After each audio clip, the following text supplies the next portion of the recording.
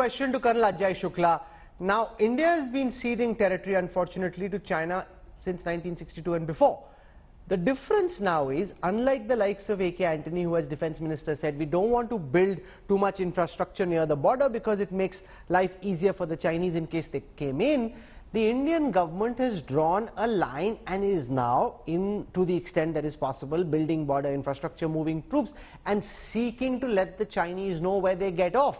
That is, far from the defeatism that you were talking about, a big change in India's mindset. Let me just show you very briefly what A.K. Antony actually said as Defence Minister in Parliament. Independent India, many years as a policy on border, best defence is not to develop the border.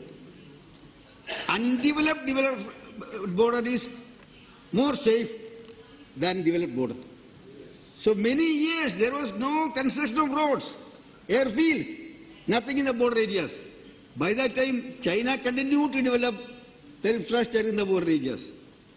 So as a result, now they have gone ahead of us. Compared to us infrastructure-wise, capability-wise, in the border areas, they are ahead. I admit that.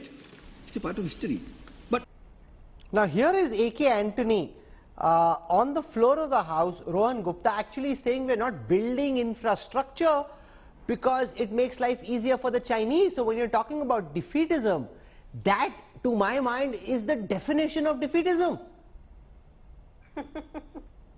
Rahul, if you see the Congress UPA government in 2006, there was a task force, Shyam Sharan task force, which lined up the whole policy of border infra. And under that policy only, all the roads or bridges or airport, they were built there. So that the process started in 2006 after UPA government. But Rohan, you're dodging my question. If you're saying that the government isn't doing enough and that there is defeatism, etc., what we showed your Defence Minister say is actually, Ajay Shukla, the definition of defeatism. That let's not build roads because the Chinese could come down those roads. That's really where, and you've been in the army, that's been the psyche of the army in some parts in terms of how they dealt with China. They weren't, unlike taking on Pakistan very directly, this was always thought to be something you didn't really want to confront, in the way that you realize now you have no option but to confront the Chinese. And in that sense, would you accept that there's been a big change between that A.K. Antony mindset to the mindset that we're seeing now? Rahul, let's not cherry pick our facts. Let's look at the fact, not selectively, but as they actually played out. First of all, starting from the end 1990s to the early 2000s, it was not anyone else that sort of put down this clause that we should not build roads from the border because the Chinese may use it. This was what was put forward by the army. This was army policy. Antony was merely the vehicle that sort of mouthed that policy in Parliament. The army said that if we are to build more roads, we need 2 additional divisions. And listen properly because these facts are important. We need 2 additional divisions for Arunachal Pradesh. At that stage, the 2 additional divisions were sanctioned. The army changed its policy and said, do we now have enough troops to look after the border? And that was that. Then the army got up and said that we need 2 additional divisions for a mountain strike corps that would be able to strike into Pakistan. This was all coming from the army again, mind you, not from Antony's mouth. And as a result of which, we got those 2 additional divisions, which are now part of the Mountain Strike Corps, and the force levels are now enough to sort of defend any axes that are created by the building of roads.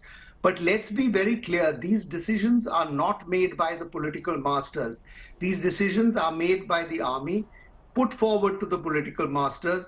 The political masters then evaluate them, and if they feel that they are worth sort of taking or keeping, they go ahead with that. But let's not try and say that Antony on his own Okay, suddenly... Vivek Kaju, do you want to respond to what Colonel Shukla is saying, that playing out that bite of the defense minister of the UPA era is wrong, because he is merely reflecting the thinking within the defense establishment at that time, which was that we didn't have enough troops to guard the China border and therefore we shouldn't build those roads. When that thinking changed and started to change on the UPA's watch, the position on the ground and in terms of policy also changed. Therefore, that bite is actually being played out of context. I think Rahul, Ajay will agree with me that the thinking of the army, of a conservative thinking of the army on border infrastructure began from the 60s and continued for decades. It was only later that we decided to change, and when I agree with Ajay that when the army projected that they needed more soldiers, more divisions, and that was sanctioned, it was at that stage that the army said, okay, now we build infrastructure. My point is a little different. My point is that, and this is where I think I have a little disagreement with it. My point is that with China presenting our greatest challenge, the strategic and the political classes needed to get together. Say, even on the question of the number of troops we need, the amount of money, funds that have to be spent on the LAC, the kind of infrastructure that needs to be constructed. Everyone looked at it in silos, in pieces. And that is why you have a comment like the Antony comment that you played out. So, why am I pleading today that there needs to be a consensus? I know it is difficult. I believe there are some issues, some national issues, which are beyond politics.